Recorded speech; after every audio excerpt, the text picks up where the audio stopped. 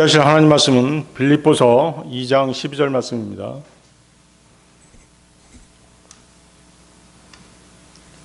빌립보서 2장 12절 말씀 찾으셨으면 제가 받들어 읽겠습니다. 이런 이유로 나의 사랑을 받는 자들아, 너희가 늘 순종해 왔듯이 내 앞에서뿐만 아니라 내가 없는 지금 더욱더 순종하여 두려움과 떨림으로 너희 자신의 구원을 나타내라. 오늘 저는 두려움과 떨림으로 너희 자신의 구원을 나타내라는 주제로 하나님의 말씀을 나누고자 합니다. 사도 바울은 빌립보에 사랑하는 성도들에게 단순히 믿음을 갖는 것뿐만 아니라 일상생활 속에서도 적극적으로 구원을 추구하라고 권면하고 있습니다. 따라서 이 구절은 구원을 얻는 것에 대해서 말씀하는 그런 구절이 아닙니다. 구원을 이루는 것, 즉 하나님께서 이미 우리 안에 이루신 것을 나타내는 것에 대해서 말씀하시는 것입니다. 이 나타내라는 이 영어로는 워크아웃이라고 돼 있죠. 이 구절을 이제 번역본마다 다르게 번역을 했어요, 다들. 어떤 번역이 낫다 이렇게 얘기할 수 없어요. 그렇지만 이제 보통 보면 자기네들이 번역한 게 가장 옳다 이렇게 막 주장하는 사람도 있거든요. 그냥 번역해 놓고 판단하도록 하면 되는데 영어 단어처럼 이렇게 번역한 것도 아니에요. 헬라어 성경 쫓아가가지고 헬라어에 이렇게 돼 있는데 니들은 왜 이렇게 번역하냐 그러면서 막 다른 번역본들 싸잡아서 막 비난하잖아요. 절대 좋아 보이는 자세는 아니죠. 그렇죠? 영어 성경이니까 영어 그대로 번역하고 부족한 부분을 헬라어에서는 이렇게 돼 있더라 이렇게 얘기할 수는 있겠지만 영어대로 번역도 안 해놓고 헬라어 성경 찾아가서 헬라어 성경대로 번역해놓고 우리 성경이 가장 올바르게 번역한 거야 라고 하면서 다른 성경 다 가짜야 잘못됐어 내 성경 쓰지 마 이런 식으로 얘기해버리면 한마디로 뭐예요? 격이 떨어지는 그런 얘기죠. 나타내라 이 표현 아주 괜찮은 표현, 아주 좋은 표현입니다. 우리가 구원받을 때 어때요? 하나님께서 우리 안에 이루어 놓으신 것들이 있어요. 그것을 우리가 믿음 생활하면서 나타내라는 것이에요. 그렇죠? 하나님께서 우리 안에 이루어 놓은 것이 무엇입니까? 여러분들 한번 생각해 보세요. 우리가 구원받을 때 하나님께서 우리 안에 이루어 놓은 것들. 우리 거듭나게 하셨잖아요. 그렇죠? 그리고 우리를 의롭다고 하셨죠. 우리를 거룩하다고 하셨죠. 성령께서 우리 안에 내주하시게 하셨죠. 그렇죠? 또 그리스도의 몸의 지체가 되게 하셨죠. 아들로 입양하셨죠. 죄의 권세로부터 우리를 자유롭게 하셨죠. 주님의 다시 오심의 소망과 부활의 삶을 살게 하셨죠. 이런 것들이 우리 안에서 이루어진 일들이에요. 그것을 우리가 믿음 생활하면서 나타내는 것입니다. 그러니까 나타내라고 하는 번역, 아주 잘된 번역이라고 저는 생각을 해요. 아시겠어요? 그러니까 다른 번역 가지고 이러쿵 저러쿵 할 필요 없이 자기 번역, 자기가 한 번역을 가지고 남을 자꾸 판단할 필요가 없다 이거죠. 자기 번역이 잘 됐는지 못 됐는지 그것만 살펴보면 될 거 아니에요. 내 성경이니까 쓰지 마 이렇게 얘기하면 어떻게 됐어요? 그 말 가운데는 뭐가 들어있는 거야? 사심이 들어있는 거예요. 내 성경이 어디 있어요?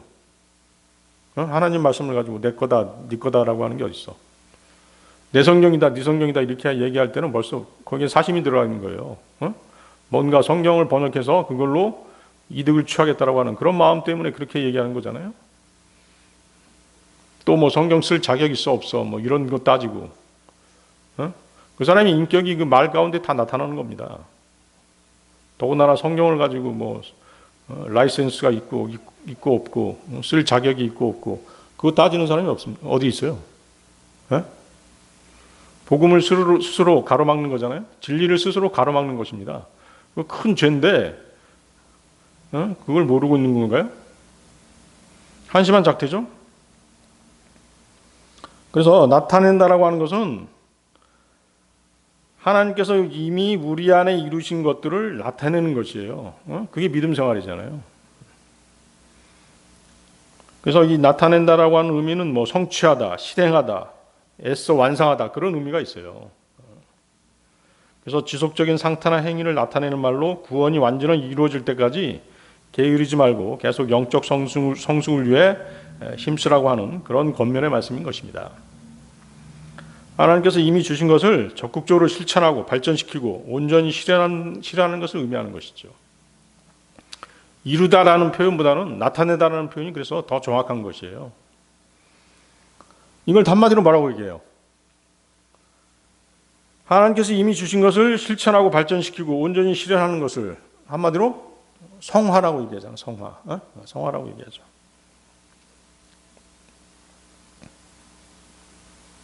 그래서 하나님의 은혜로 의롭게 된 사람이 성령님의 인도하심으로 그리스도를 닮아가는 삶을 사는 것이죠. 그게 성화죠. 우리의 구속이 완전히 이루어지는 때는 언제죠? 주님 오실 때죠. 우리의 몸과 혼은 우리의 혼은 어때요? 우리의 혼은 구원받았고 영은 거듭났어요. 그렇지만 몸은 아직 구속되지 않았죠? 장차 주님 오시면 우리의 몸도 주님과 같은 몸으로 그렇게 변모가 될 것입니다. 변화될 것이에요. 그래서 미래에 확실하게 완성될 구원이지만 그 과정에 있죠. 우리는 그 과정에서 성도들은 자기 자신을 끊임없이 성화시켜 나가야 한다는 그런 말씀인 것이죠. 그래서 우리는 거룩함을 추구해야 됩니다. 하나님께서는 예수님을 통해서 우리를 보시기 때문에 우리는 거룩한 상태예요. 하나님 보시기에는 우리는 거룩한 상태죠. 그렇지만 예수님께서 그것을 이루어 놓으신 것이잖아요. 우리 안에. 그러니까 우리는 그것을 어떻게 해야 돼요? 실천해야죠. 발전시켜 나가야죠. 그러니까 거룩함을 추구해야 되는 것이죠. 믿음을 단단히 붙잡아야 되는 것이죠. 성령의 검, 즉 말씀으로 영적 전쟁을 용감히 싸워야 되죠. 주님 오시는 그날까지 믿음의 경주를 계속해야 되는 것입니다.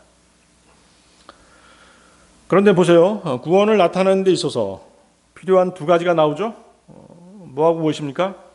두려움과 떨림이죠. 그래서 먼저 두려움은 위험에 처했을 때 느끼는 감정이 두려움이잖아요. 그러나 여기서는 경외심이나 존경의 의미로 쓰이고 있는 것이죠. 경외심이 뭡니까? 공경하고 두려워하는 마음이 바로 경외심이잖아요. 그래서 누구에 대한 경외심과 존경이겠어요? 바로 하나님을 향한 경외심과 존경입니다. 하나님께서는 거룩하시고 전능하시고 존경을 받으셔야 하는 분으로 깨닫는 것이죠. 이것이 두려움인 것이죠. 떨림은 어떤 사람이나 사물 앞에서 전율하는 두려움, 떨리는 경외심, 이것을 이제 한마디로 떨림이라고 얘기한 것이에요.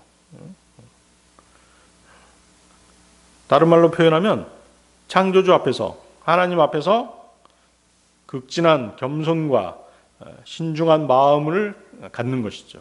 그것이 떨림인 것이에요. 그래서 두려움과 떨림은 하나님 앞에서 성도가 가져야 할 기본 자세인 것입니다.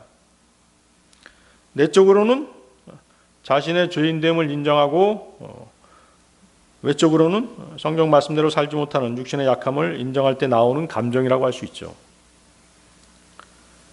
사도 바울은 빌립보 교인들이 하나님 앞에서 자신의 죄성과 영적 무능력을 인정함으로써 두렵고 떨리는 자세로 지역교회에서 영적인 성장을 이루기를 그렇게 권면하고 있는 것입니다. 여러분들 그 위에 빌립보서 2장 8절 한번 보십시오. 자, 빌립보서 2장 8절에는 예수 그리스도께서 아버지께 순종하심으로써 자신을 드린 십자가의 위대한 과업이 기록되어 있죠. 빌립보서 2장 8절. 그리고 사람과 같은 모양으로 발견되신 그분께서는 스스로 겸손하셔 죽음 곧 십자가의 죽음에 이르기까지 순종하셨느니라. 그 뒤에 12절에서 그 십자가를 믿고 구원받은 성도라면 항상 두려움과 떨림 가운데 순종함으로써 또 주님을 진심으로 섬김으로써 구원을 온전히 나타내야 한다는 것을 말씀하고 있는 것입니다. 본문 그 12절에 그 순종이라는 단어에서 알 수 있듯이 우리도 예수 그리스도처럼 복음에 순종했잖아요. 그렇죠? 우리가 첫 번째 순종은 복음에 순종한 것이에요. 그래서 구원을 받은 거잖아요. 그 다음에 침례에 순종했고, 지금은 어때요? 하나님의 말씀에 순종하면서 믿음 생활을 하고 있잖아요. 그것이 바로 뭐예요? 주님을 믿고 구원받았다라고 하는 증거인 것이죠. 그리고 하나님께서 우리와 함께 하시고 항상 우리를 지켜보신다는 것을 염두에 두고 믿음 생활을 우리는 하고 있는 것입니다. 그렇죠?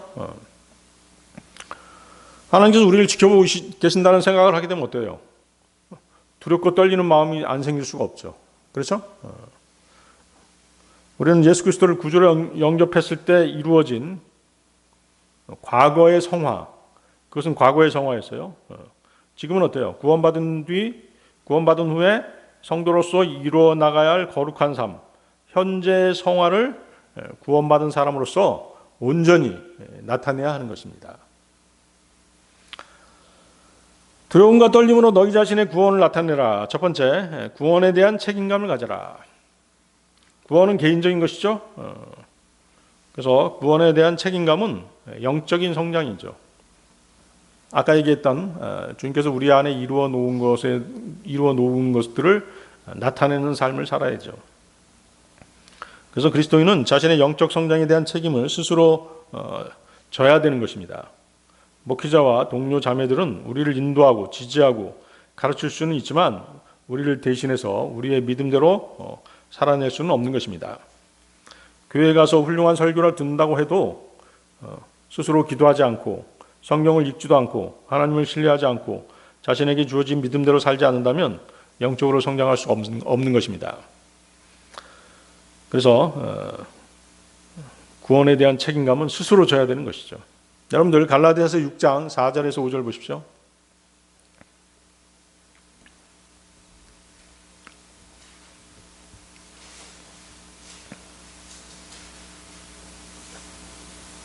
갈라디아서 6장 4절에서 5절.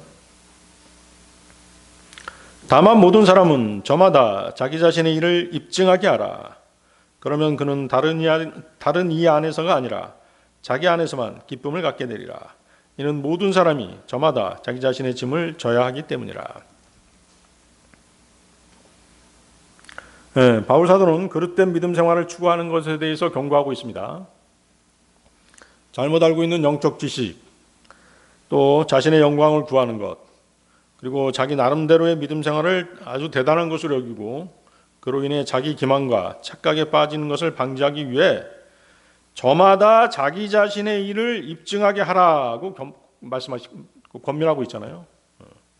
저마다 자기 자신의 일을 입증하게 하라. 여기서 입증하게 하라는 것은 무슨 뜻이냐면 분별하라, 시험하다, 증명하다, 불로 금을 연단하다 이런 뜻을 갖는 것이에요. 좀 더 깊이 들어가면 그 대상의 옳고 그름을 증명하기 위해서 조사하고 시험하라는 것이죠. 이게 어디서 나온 단어냐면 순금인지 아닌지 그것을 가려내기 위해서 불로 검사하는 것을 말하는 것이에요. 입장하다는 뜻, 무슨 말인지 알겠죠? 그래서 사람은 누구나 뭐예요? 자기 자신에게는 관대하죠. 그래서 사람들이 자기 변명을 아주 잘하잖아요. 또 자기 책임을 또 전가하는 습관을 가지고 있잖아요. 왜? 자기 자신한테는 엄격할 수가 없기 때문에 그래요. 교육 현장에 있다 보면 어때요? 부모들이 자기 자식한테는 굉장히 관대합니다. 선생님 앞에서는 어때요? 선생님이 얘가 잘못한 이러이러한 것들을 이렇게 깨우쳐주면 그렇습니까 하면서 이제 막 잘못했습니다 하면서 막 고개 조아리고 그러죠. 집에 가서 자기 아이의 얘기를 들어본단 말이죠. 그러면 누구 편이 되는 거예요? 자기 아이 편이 되는 것이에요. 절대로 선생님 편 들어주지 않습니다. 자기 자신에 대해서도 마찬가지라는 것이죠. 자기 자신한테는 절대 엄격하지 않습니다. 그렇지만 성경은 뭐라고 말씀하세요? 자기 자신의 일을 입증하게 하라고 말씀하시잖아요.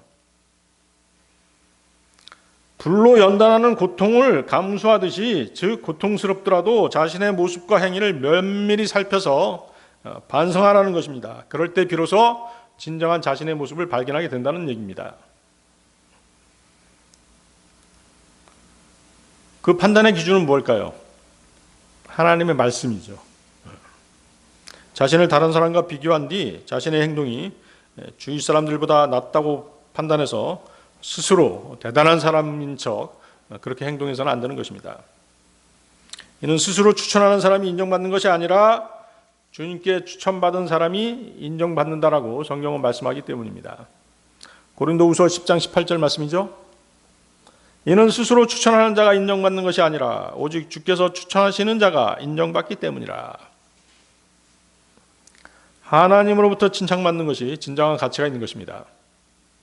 주님께서 그 사람을 칭찬하시고 추천하실 때 그는 그 사실을 알 수 있어요. 여러분들 그런 경험 있으신가요?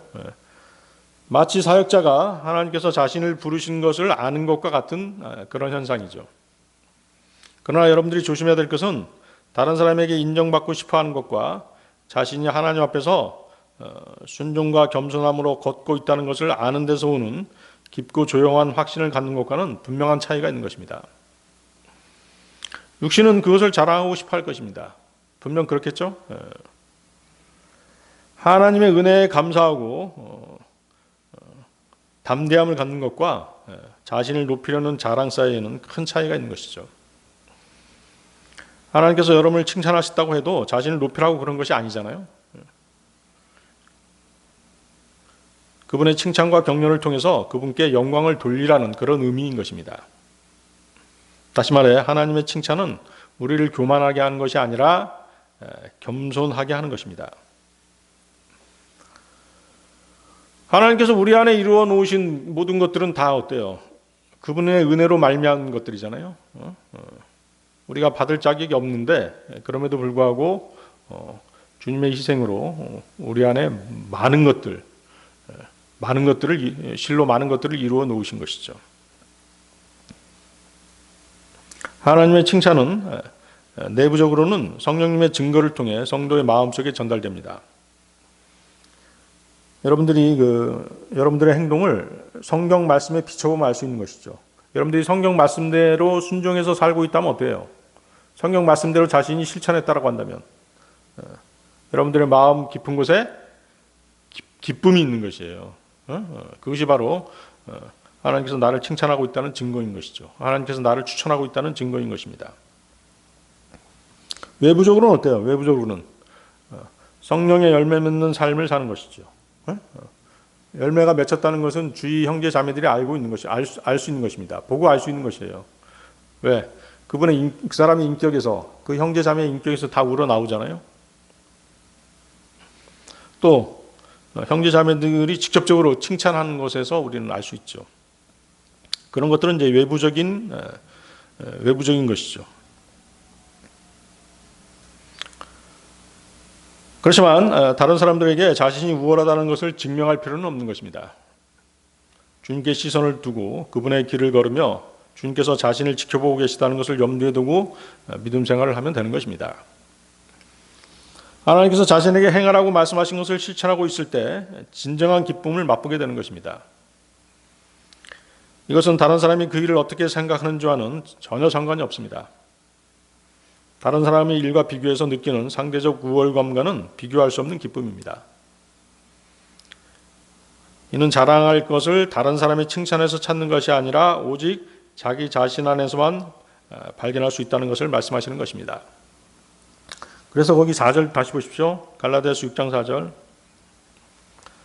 뭐라고 말씀하세요? 그는 다른 이 안에서가 아니라 자기 안에서만 기쁨을 갖게 되리라. 그렇죠?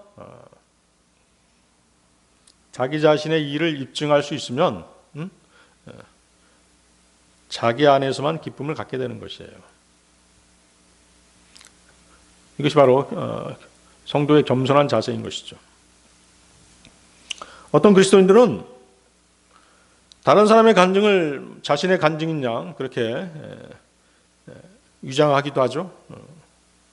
그러나 그러한 간증은 오히려 해로운 간증입니다. 자신만의 간증이 있어야 되겠죠. 그래야 진정한 믿음과 영적 전쟁의 승리자가 되는 것입니다. 언제까지 다른 사람의 승리에 의존해서 살아가시겠습니까? 여러분들이 간증을 과장하거나 그 간증대로 살아가지 못한다면 누가 공격해 오는 것이에요? 마귀가 공격해 오는 것이에요. 마귀가 바로 그것을 빌미로 해서 공격하는 것입니다. 성경에 그런 예가 많잖아요. 아나니아와 삽비라가 대표적인 예죠.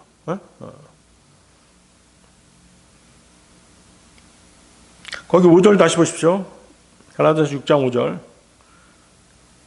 저마다 자기 자신의 짐을 져야 하기 때문이라. 자, 여기서 말하는 짐은 어떤 짐일까요? 갈라디아서 6장하고 한번 비교해 보세요. 갈라디아서 6장 2절도 같이 보세요. 그 이후에 갈라디아서 6장 2절. 너희는 서로의 짐들을 지라. 그리고 그렇게 하여 그리스도의 법을 이루라. 자, 갈라디아서 6장 2절의 짐은 교회라고 하는 공동체가 짊어져야 할 공동의 짐입니다. 거기다 써놓으면 되겠죠? 공동체의 짐이라고 써놓으면 되겠죠. 그러면 갈라디아서 6장 5절의 짐은 교회 구성원의 각인이 짊어져야 할 개인적인 짐이죠. 그래서 6장 5절은 개인적인 짐, 6장 2절은 공동체의 짐이 되겠습니다. 따라서 자기의 짐이란 무엇이냐면 각자 자기의 일을 살피고 오직 자기 안에서만 자랑할 것을 발견하는 것과 관련이 있는 것이에요. 다시 말해서 본문은 자신이 그리스도인이라는 스스로의 자각을 가지고 자기의 의무를 성실히 수행하는 가운데 그 일 속에서 하나님의 은혜를 발견하고 하나님의 자녀로서의 의무를 다하는 것을 말하는 것입니다. 자신이 마땅히 져야 될 짐을 지지 않는 사람이 다른 사람의 짐을 지겠다고 나서는 것만큼 어리석은 일도 없는 것이죠. 그리스도인은 스스로 자신의 의무를 다해야 되는 것입니다. 자, 우리 그리스도인의 의무가 뭘까요, 그러면? 그리스도의 의무가 뭐죠?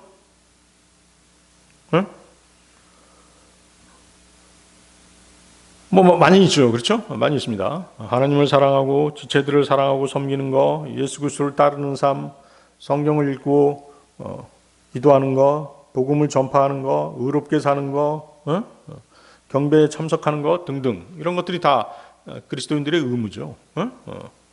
한마디로 얘기하면 뭐예요? 성경 말씀을 실천하며 사는 것이 바로 그리스도의 의무예요. 자, 여러분들 로마서 14장 12절 한번 보세요. 로마서 14장 12절 한번 찾아보십시오.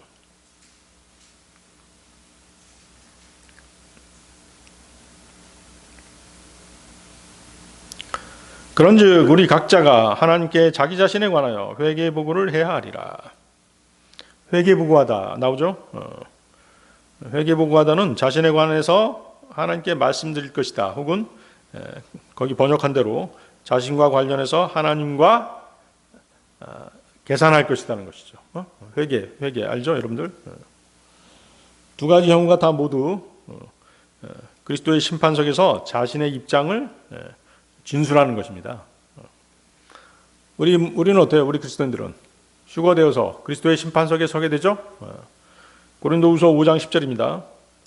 이는 우리 모두가 반드시 그리스도의 심판석 앞에 나타나야만 하기 때문이라. 이는 선이든 악이든 각자 자신이 행한 것에 따라 자기 몸 안에서 이루어진 것들을 받게 하려 함이라.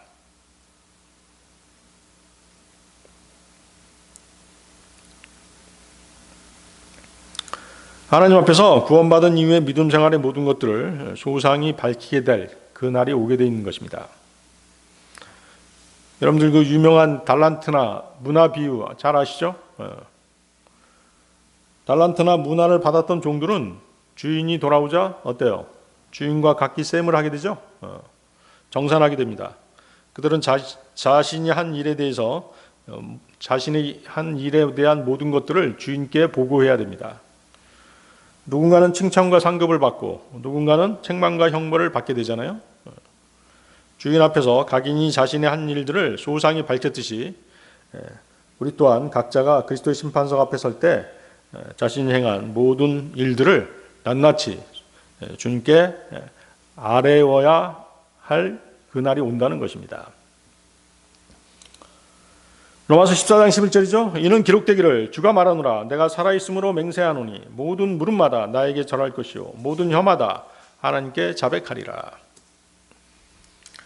그래서 그리스도의 심판석에서는 잘 다듬어진 세련된 말이나 많은 지식이 필요 없습니다.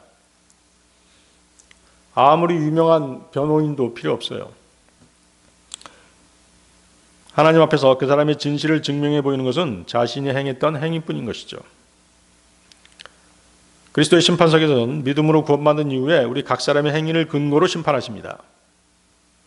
그리스도의 심판석에서 자신의 행위에 대해 말씀드리고 계산하는 것은 교회의 공동체적인 차원이 아니라 개인적인 차원에서 이루어질 것입니다. 거기 보세요. 각자 자신이 행한 것에 따라 자기 몸 안에서 이루어진 것들을 받게 하려 합니다. 아주 분명하죠. 따라서 그리스도인들은 반드시 자신의 모든 행위에 대해 그리스도의 심판석을 염두에 두고 살아가야 되는 것입니다. 두려움과 떨림으로 너희 자신의 구원을 나타내라. 두 번째, 경건한 두려움과 경외심으로 주 하나님을 섬기라. 자, 우리의 믿음 생활은 하나님과 동행하는 삶을 살아야 되는 것입니다. 그러기 위해서 하나님과 막힘이 없어야 되죠. 과거 우리가 하나님과 단절되었던 것은 무엇 때문이었죠? 죄 때문이었죠? 그렇습니다. 구원받은 이후에도 하나님께 담대하게 나아가지 못하는 이유가 바로 죄 때문인 것입니다. 하나님과의 교제가 단절되는 이유도 죄 때문인 것이에요. 경건한 삶, 거룩한 삶을 살지 못하기 때문입니다. 우리는 항상 하나님의 은혜의 보좌 앞으로 경건함과 거룩한 경외심을 가지고 나아가야 하는 것입니다. 여러분들 히브리서 12장 28절 29절 찾아보십시오. 히브리서 12장 28절 29절.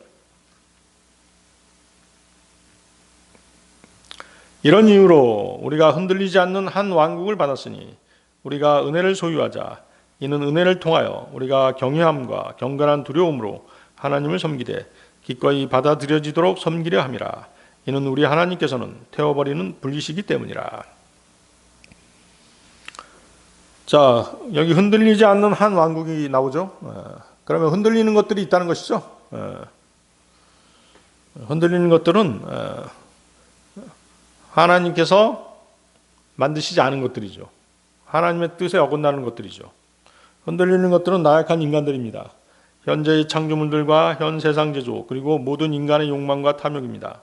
사라지지 않고 흔들릴 수 없는 것은 하나님과 하나님의 자비와 은혜, 그분의 의와 사랑, 그분의 왕국, 그분의 구원, 예수 그리스도의 말씀들, 하나님의 말씀들, 하나님의 자녀들, 그리고 하나님의 뜻을 행하는 사람들입니다. 요한일서 2장 17절인데요. 그런즉 세상과 세상의 정욕이 사라져버리느니라. 그러나 하나님의 뜻을 행하는 자는 영원토록 거하느니라. 영원한 것이 흔들리지 않는 것이죠. 자, 거기 보세요. 우리가 흔들리지 않는 한 왕국을 받았으니. 자, 여기서 한 왕국은 어떤 왕국입니까? 더 킹덤 오브 갓일까요? 킹덤 오브 헤븐일까요? 킹덤 오브 헤븐이죠. 그렇죠? 하나님의 하늘의 왕국입니다. 하늘의 왕국. 원래는 하늘의 왕국, 킹덤 오브 헤븐은 누구에게 약속된 것이었어요? 유대인들에게 약속된 것이죠. 그렇지만 이제 우리 구원받은 그리스도인들은 하나님의 모든 왕국에 다 참여하게 되죠. 참여할 수 있죠. 마태복음 4장 17절인데요. 그때부터 예수님께서 선포하며 말씀하기 시작하시기를 회개하라. 이는 하늘의 왕국, 더 킹덤 오브 헤븐이 가깝기 때문이라 하셨느니라. 하늘의 왕국을 다른 말로 표현하면 뭐죠?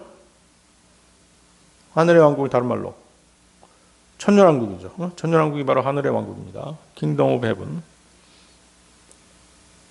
유대인들은 아브라함에게 약속된 그 땅, 다윗에게 약속된 그 왕국에 들어갈 것입니다. 이 왕국은 영적인 왕국이 아니죠. 하늘의 왕국은 영적인 왕국이 아닙니다. 팔레스타인 땅에 세워질 실제적이고 정치적인 왕국입니다. 예수님께서 다윗의 보좌에 앉아 다스리시는 그 왕국입니다. 이 왕국은 천년왕국이라고 불리는 것입니다. 그래서 본문에서 말하고 있는 왕국은 하늘의 왕국 또는 천년왕국이지만 흔들리지 않는 왕국은 하늘의 왕국뿐만이 아니죠. 영적인 왕국인 하나님의 왕국 또한 흔들릴 수 없는 왕국입니다. 여러분들, 하나님의 왕국, The Kingdom of God, 영적인 왕국이죠. 우리가 구원받은 바로 어디에 편입되는 것이에요? 하나님의 왕국에 바로 편입되는 것이죠. 로마서 14장 17절 뭐라고 얘기합니까? 이는 하나님의 왕국은 먹는 것과 마시는 것이 아니요 다만 성령님 안에서 의와 화평과 즐거움이기 때문이라. 영적인 왕국이죠. 그래서 하나님께서 영원히 사시기 때문에 그분의 왕국도 그분의 왕국도 영원할 수밖에 없는 것이죠. 그래서 천년왕국 이후에 펼쳐질 영원한 왕국도 흔들릴 수 없는 왕국인 것입니다. 그래서 예수님께서 왕으로 다스리는 천년왕국은 곧바로 뭐예요? 영원한 왕국으로 이어지죠. 그리고 이 시대에 그리스도인들이 죽어서 가는 셋째 하늘에 있는 왕국이 있죠? 그건 뭐죠?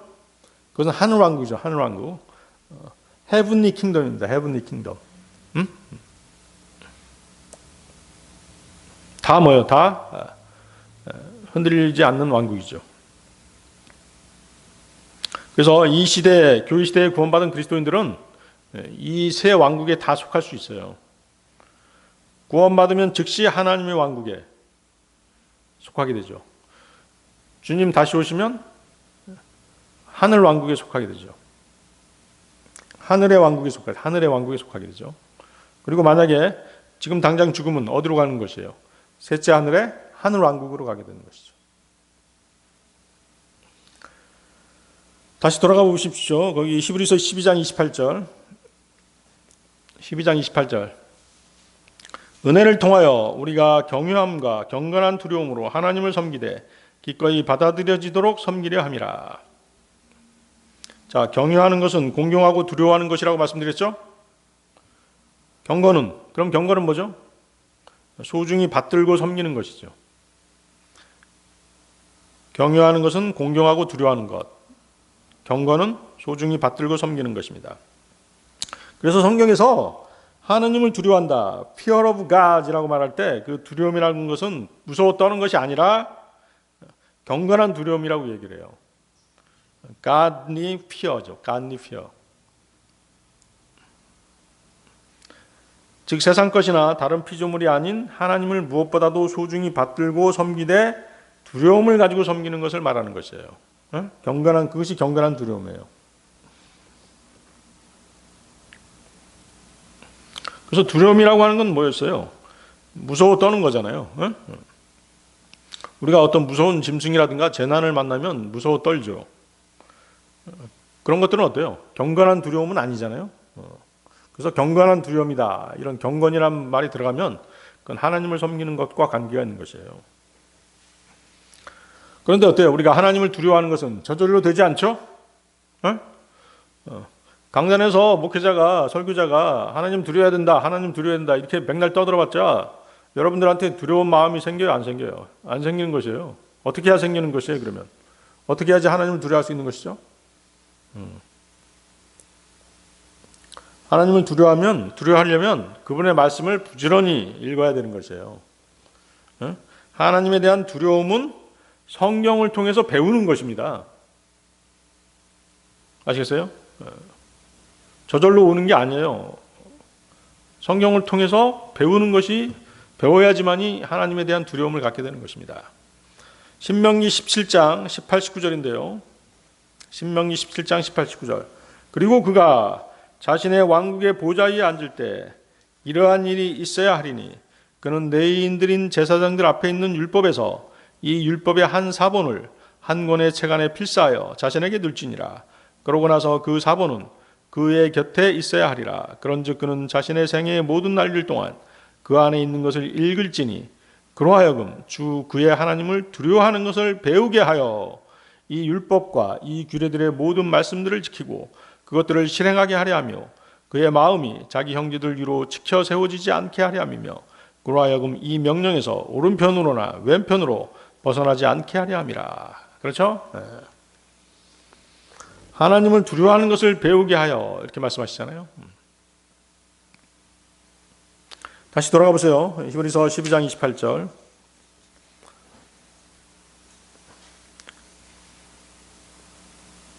여기 은혜란 말이 나오죠. 은혜. 은혜란 말이 섬김과 관계된다는 사실을 알 수 있습니다. 은혜를 통하여 우리가 경유함과 경건한 두려움으로 하나님을 섬기되, 그렇죠? 은혜를 통하여 하나님을 섬기되, 이렇게 된 것이죠. 우리에게 있어서 은혜하면은 이제 섬김보다는 구원을 먼저 떠올리게 합니다. 우리는 행위가 아닌 오직 믿음으로 구원받았기 때문이죠. 그러나 은혜는 구원뿐만 아니라 모든 믿음 생활과 관련이 있습니다. 히브리서 4장 16절인데요. 그러므로 우리가 담대하게 은혜의 보좌로 나아가자. 이는 우리가 자비를 얻어내고 필요한 때에 도우시는 은혜를 발견하고자 함이라.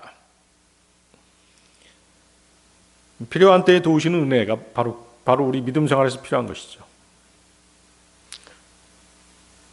이 은혜는 우리의 믿음 생활에 있어서 도움이 필요할 때마다 하나님께서 도와주시고 보살펴 주시고 힘주시고 모든 영적 싸움에서 승리케 하시는 은혜인 것입니다. 우리는 이 은혜로 인해 하나님을 기쁘게 섬길 수 있는 것입니다. 주께서 우리와 함께 하시지 않는다면 우리는 주님을 섬길 능력 또한 갖지 못할 것이기 때문입니다. 29절 보십시오. 히브리서 12장 29절. 우리 하나님께서는 태워버리는 불이시기 때문이라. 자, 이 구절은 신명기 4장 24절을 인용한 구절입니다. 신명기 4장 24절. 이는 주 너희 하나님께서는 태워버리는 불, 곧 질투하시는 한 하나님이기 때문이라. 우리 하나님이라는 표현은 원래 하나님에 대한 구약적인 명칭이죠. 이스라엘은 묘하게도 우리나라하고 비슷한 점이 많이 있습니다. 우리나라도 어때요? 우리라는 표현 많이 쓰잖아요. 그래서 서양인들이 우리나라 사람들하고 이렇게 얘기하다 보면 어때요? 서양인은 개인주의적인 사상이 강하잖아요. 근데 우리나라 사람들은 다 어때요? 우리라는 표현 쓰잖아요. 나도 계속 우리 그러고 있는데. 근데 이스라엘도 어때요? 이스라엘도 우리 하나님 이런 표현 쓴단 말이에요. 집합적인 개념으로 자신들을 나타내는 것이죠. 그래서 우리 하나님 하면은 이스라엘의 하나님이란 그런 의미입니다. 그래서 구약은 그 하나님께서 유대인들을 다루시는 유대인들의 경륜에 관한 책이잖아요. 그런데 그리스도의 십자가로 인해서 그 경륜이 어디로 넘어온 것이에요? 교회 시대로 바뀐 것이죠. 유대인의 경륜 속에서 행위와 율법으로 다루시던 하나님의 계획이 교회의 경륜 속에서는 은혜와 믿음으로 바뀐 것이죠. 그렇지만 어때요? 교회가 휴거되고 나면 다시 교회 시대가 끝나면 하나님의 경륜은 다시 뭘로 돌아가는 것이에요? 유대인의 경륜으로 돌아가는 것이에요. 그래서 환란 때에는 다시 구약처럼 율법이나 행위가 중요하게 다뤄지는 것입니다. 물론 우리 하나님이라고 하는 그런 표현은 영적으로 우리 그리스도인들도 충분하게 사용할 수 있습니다. 그리고 그 신약 성경 곳곳에서 우리 하나님이라는 표현이 교회라고 하는 공동체의 개념에 사용되고 있음을 우리는 알 수 있습니다. 자, 거기 그 하나님께서는 태워버리는 불이심이라. 자, 하나님을 두려움과 경건함으로 섬기지 않는 자들에 대한 하나님의 심판을 말하고 있는 것입니다. 경건한 두려움으로 섬겨야 되는데 그렇지 못하는 사람들은 뭐예요? 구원받지 않은 사람들인 것이죠. 여기서 태워버리는 불은 하나님의 거룩하심을 나타내는 것이죠. 불이라고 하는 것은 뭐하고 관계가 있어요? 부정한 것들을 태워버리고 정화하는 기능이 있잖아요. 그래서 주 하나님께서는 모든 불경건과 악에 대해 철저하게 응징하시는 분이십니다. 그것이 하나님의 공의시죠. 주 하나님의 거룩하심은 공의로운 심판으로 나타나는 것입니다. 불은 회개하는 죄인들은 태우지 않지만 거룩하지 못한 모든 것들은 전부 태워버립니다. 여기서 우리는 믿지 않는 자들, 성도들을 박해하는 자들, 예수 그리스도를 모독하고 그분의 말씀을 회방하는 모든 자들의 종말을 우리는 예감할 수 있는 것입니다. 그들은 하나도 빠짐없이 모두 엄중한 하나님의 심판을 받게 될 것입니다. 두려움과 떨림으로 너희 자신의 구원을 나타내라. 세 번째, 하나님의 뜻에 맞추어 살라. 하나님의 뜻에 맞추어 달라. 여러분들 빌립보서 2장 13절 보십시오. 빌립보서 2장 13절.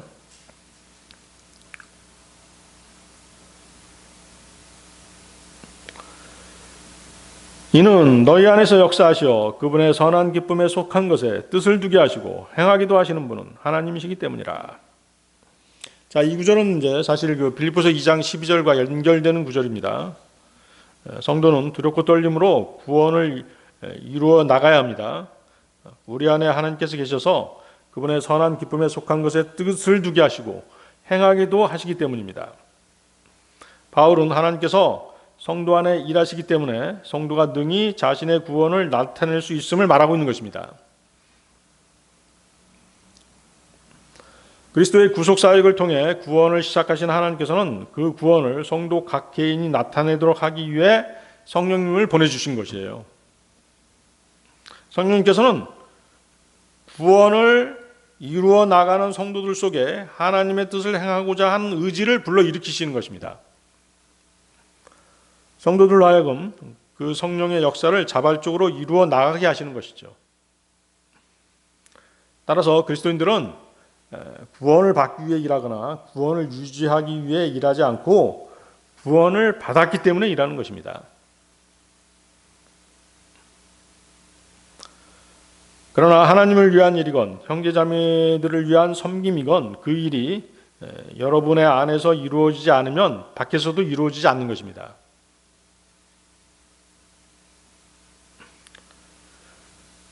다시 말하면 하나님께서 일하시지 않으면 아무런 열매도 맺을 수 없다는 것이죠.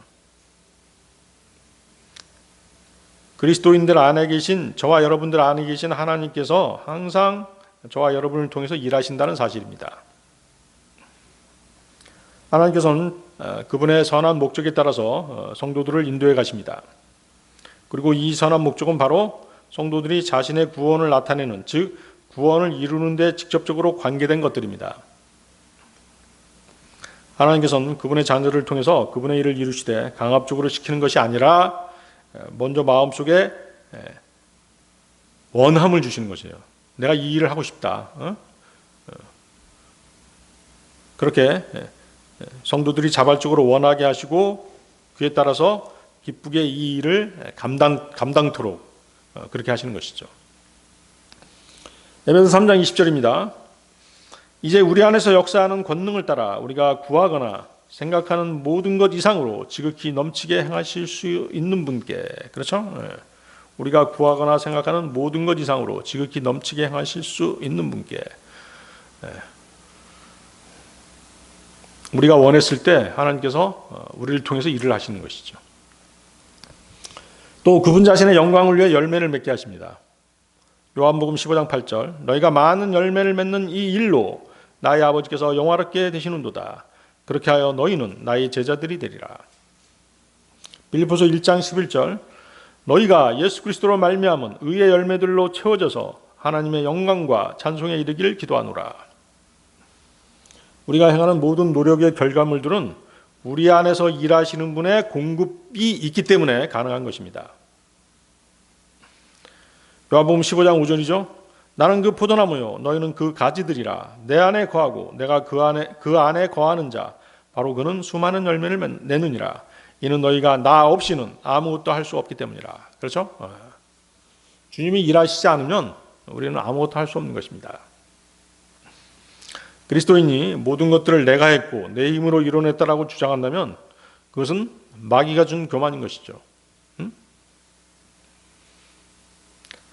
자기 스스로 내가 이거 했고 저거 했고 나는 스스로 위대한 사람이야 이렇게 말하는 사람만큼 어리석은 사람도 없는 것이에요.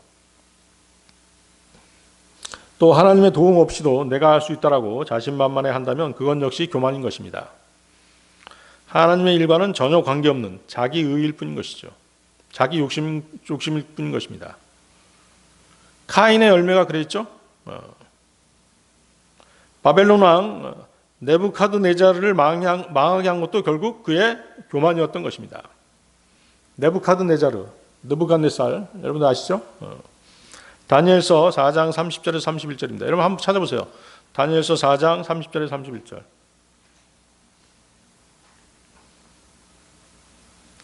교만의 결과가 어떻게 되는지 바로 나와 있죠. 다니엘서 4장 30절 31절. 어느 날 밤 네부카드네자르 왕이 바빌론 궁성 궁성 위를 걷고 있었던 것이에요. 그러면서 자기가 세운 왕국을 보고 교만한 말을 한 것입니다. 바로 그게 다니엘서 4장 30절 31절에 나오는 말이에요. 왕이 일러 말하기를 이 위대한 바빌론은 내가 왕국의 집을 위하여 또 나의 존엄의 영예를 위하여 나의 권세의 막강함으로 건설한 것이 아니냐 하였도다. 다 내가 했다 이것이죠. 내가 했다. 내 힘으로 한 거야. 내 거야. 그런 뜻입니다. 아직 그 말이 왕의 입안에 있는 동안 하늘에서 한 음성이 떨어져 이같이 말하였더라. 오 네부카드네자르 왕아, 너에게 이러한 말이 전해졌노라. 그 왕국은 너에게서 떠났도다. 그렇죠? 교만한 사람의 결말이죠. 그래서 여러분들 다시 보세요. 빌립보서 2장 13절 다시 보십시오. 그래서 이 빌립보서 2장 13절은 여러분들이 한번 곰곰이 한번 생각해 봐봐요. 다시 한번 읽어보세요. 교만으로부터 우리를 보호해주고 있는 그런 구절인 것이죠. 내가 한 거야 그것이 아니라 주님께서 하셨어. 바로 그 말씀하시는 것이에요. 이는 너희 안에서 역사하시어 그분의 선한 기쁨에 속한 것에 뜻을 두게 하시고 행하기도 하시는 분은 하나님이시기 때문이라. 그래서 모든 거룩한 갈망의 뿌리가 우리 안에서 역사하시는 하나님의 영이심을 일깨워주고 있는 것입니다. 여러분들 히브리서 13장 21절 또 찾아보세요. 히브리서 13장 21절.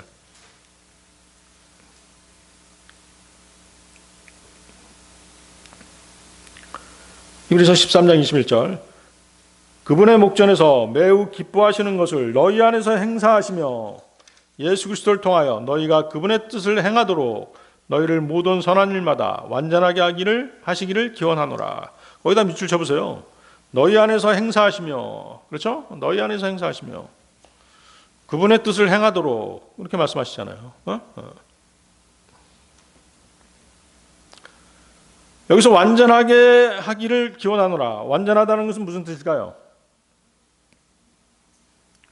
자, 그리스도인은 아직 육신이 있기 때문에 완전할 수는 없어요. 그렇지만 하나님께서 원하시는 완전은 어떤 의미를 갖느냐면요. 그리스도인은 환난이나 공경으로 인해 좌절하거나 죄들로 인해 징계받을 수 있습니다. 그렇죠? 그러나 하나님의 뜻을 행할 수 있도록 원상태로 회복하는 것이 곧 완전하게 되는 것이에요. 아시겠습니까? 우리 생각과 다르죠. 하나님의 생각은. 자, 여러분들 우리 자주 얘기하잖아요. 스프링을 늘렸다가 놓으면 어때요? 다시 제자리로 돌아가죠? 그것을 뭐라고 그래요? 복원력이라고 그래요. 복원력. 복원력. 너무 많이 당기면 어떻게 되겠어요? 늘어나서 제자리로 안 들어가잖아요. 그것은 이제 탄성계수, 좀 물리적인 용어로 탄성계수를 넘어갔다 뭐 이런 표현을 쓰는데, 그리스도인은 그 스프링과 같은 그런 복원력이 있어야 되는 것이에요. 그래서 하나님께서 우리에게 완전하게 되시기를 기원하노라. 이 말씀의 뜻은 뭐냐면 우리가 그러한 복원력을 갖기를 원하신다는 것이죠. 바울 사도는 하나님께서 예수 그리스도의 구속 사역을 통해 믿는 자들 속에서 그분을 기쁘시게 하는, 즉 그분 보시기에 만족하실 일들을 계속해서 행하기를 소원하고 있는 것입니다. 그런데 여기서 이제 우리가 알아야 될 건 뭐냐면 하나님을 기쁘시게 해드리는 일이 우리 스스로의 힘과 노력으로 이루어지는 것이 아니라는 것이죠. 거기 보세요. 너희 안에서 행사하시며, 그 말씀이죠. 우리는 내가 주를 위해 무엇을 하겠다라고 말하지 말고 어떻게 해야 되는 것이에요? 내 안에서 그분의 뜻을 행하시도록 자리를 내어드려야 된다는 것이죠. 그 사람이 지혜로운 사람이죠. 그분이 내 안에서 그분이 원하시는 일을 하시도록 자신을 온전히 내어드리는 것. 그 사람이 성숙한 그리스도인인 것이죠. 하나님께서 기뻐하시는 것은 오직 예수 그리스도, 우리 주님을 통해서만 이루어집니다. 예수 그리스도를 자기 인생의 주인으로 삼지 않은 사람은 결코 하나님을 기쁘시게 할 수 없는 것이죠. 그러므로 성경은 우리 그리스도인들이 하나님과 함께 일하는 동역자들이라고 말씀하시는 것이에요. 예수 그리스도를 통하지 않으면 하나님께서 받으시지 않으세요. 하나님께서 기뻐하지 않으세요. 그러니까 우리는 항상 누구하고 예수 그리스도와 함께하는 동역자들이 되어야 되는 것이죠. 그분께 우리의 자리를 내어 주심으로써 그분이 일하시도록 그렇게 해야 되는 것이에요. 그것이 정확한 동역자의 개념인 것입니다. 여러분들 고린도전서 3장 9절 보세요. 고린도전서 3장 9절.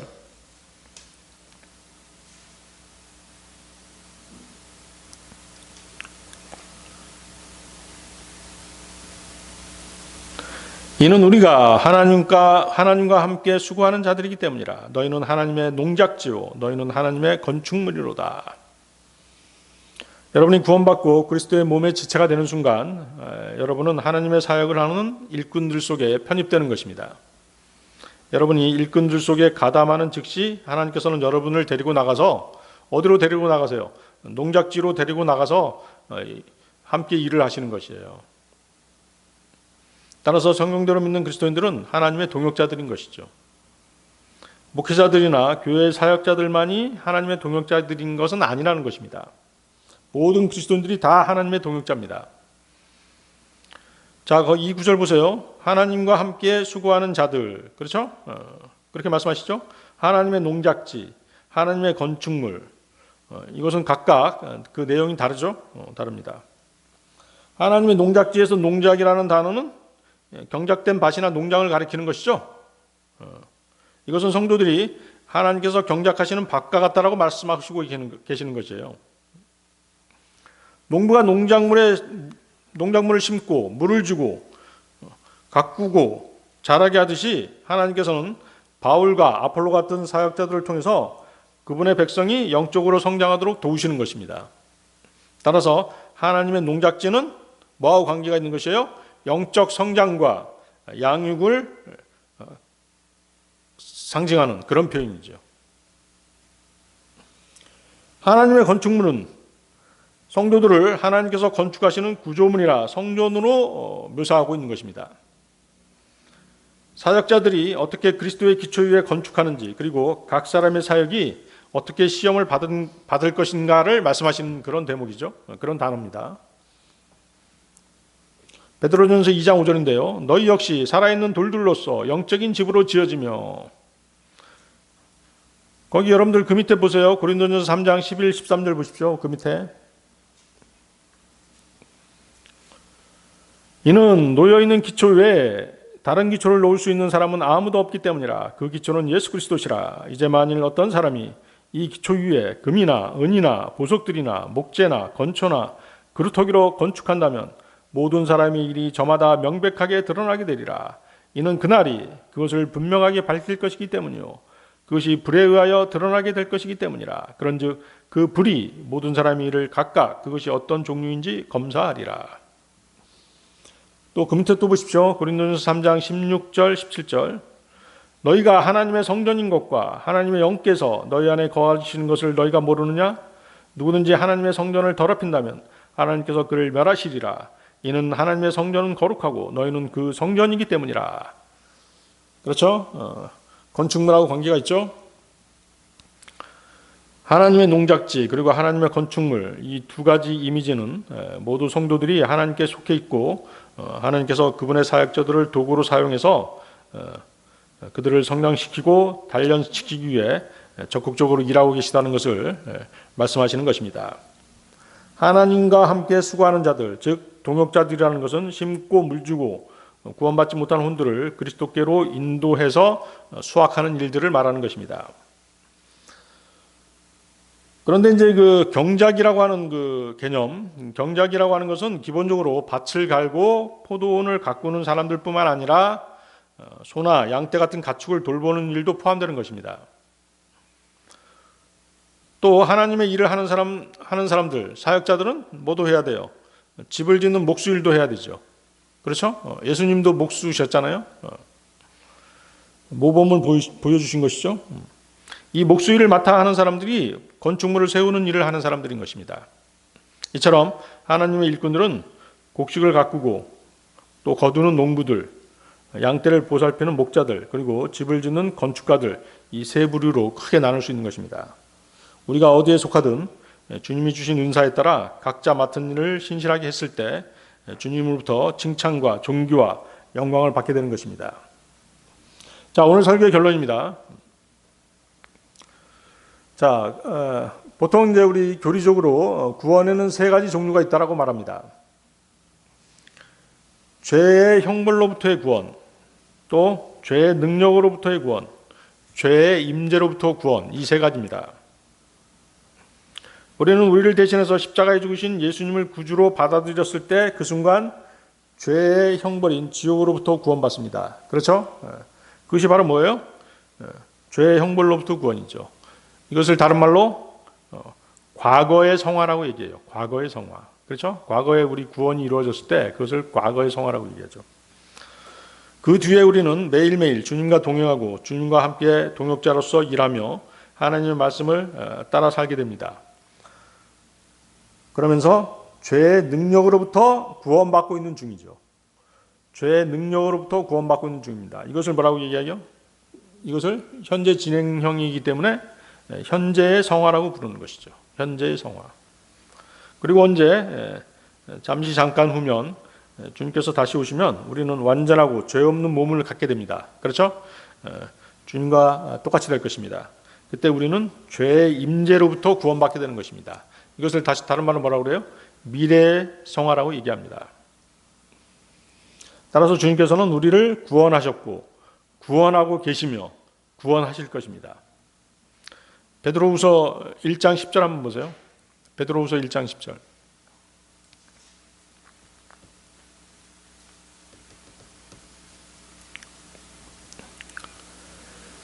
이러한 이유로 형제들아 도리어 너희의 부르심과 택하심을 확실하게 하도록 애쓰라. 이는 만일 너희가 이런 것들을 한다면 너희는 결코 쓰러지지 아니할 것이기 때문이라. 자, 이 말씀의 요지인즉슨 이렇습니다. 구원받고 새 사람으로 거듭났으니 그 구원의 가치를 잊지 말라는 것입니다. 믿음 가운데서 진리의 말씀으로 성장하라는 것입니다. 구원받고도 성장하지 못하면 실족하게 되는 것입니다. 죄를 버리지 못하고 계속 행하게 되면 최악의 경우에는 죽을 수도 있는 것입니다. 거기서 쓰러지다는 표현이 있죠. 쓰러지다라고 하는 것은 육체적인 넘어짐이 아니라 믿음에서 떨어져 나가는 것이죠. 심각한 죄에 빠지는 것입니다. 성령의 열매 맺는 삶을 살지 못하는 것을 말하는 것입니다. 여러분은 구원받아서 그리스도 안으로 들어왔습니다. 그분의 지체가 된 것입니다. 그러므로 여러분의 구원은 안전합니다. 그렇죠? 디모데후서 2장 13절인데요. 설령 우리가 믿지 않는다 하여도 그분께서는 늘 신실하시니 그분께서는 스스로를 부인하실 수 없느니라. 여러분의 구원이 안전하더라도 하나님과 그리스도의 왕국에서의 상속받을 유업의 사항은 놓칠 수 있는 것이에요.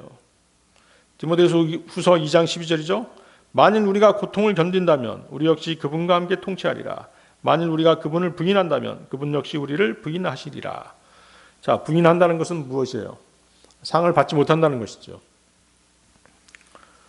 그래서 이 상을 놓치느냐 받을 수 있느냐 하는 것은 여러분이 주 예수 그리스도를 어떤 식으로 어떻게 섬기고 있느냐에 달려있는 것입니다. 골로새서 3장 24절이죠. 너희가 주께로부터 유산의 보상을 받게 되리라는 것을 알고 있으니 너희가 주 그리스도를 섬기고 있기 때문이라. 믿음의 경주를 시작했지만 결승선에 도착하기 전에 넘어지는 자들이 되어서는 안 될 것입니다. 주님께서 우리 안에서 역사하시기 때문에 우리의 수고가 헛되지 않음을 알고 두려움과 떨림으로 기쁘게 믿음의 경주를 계속해야 되는 것입니다. 끝까지 계속해야 되는 것입니다. 고린도전서 9장 24절인데요. 경주에서 달리는 자들이 모두 달려도 한 명만 상을 받는 것을 너희가 모르느냐? 너희가 상을 얻어내기 위하여 이와 같이 달리라. 네, 다 같이 기도하시겠습니다.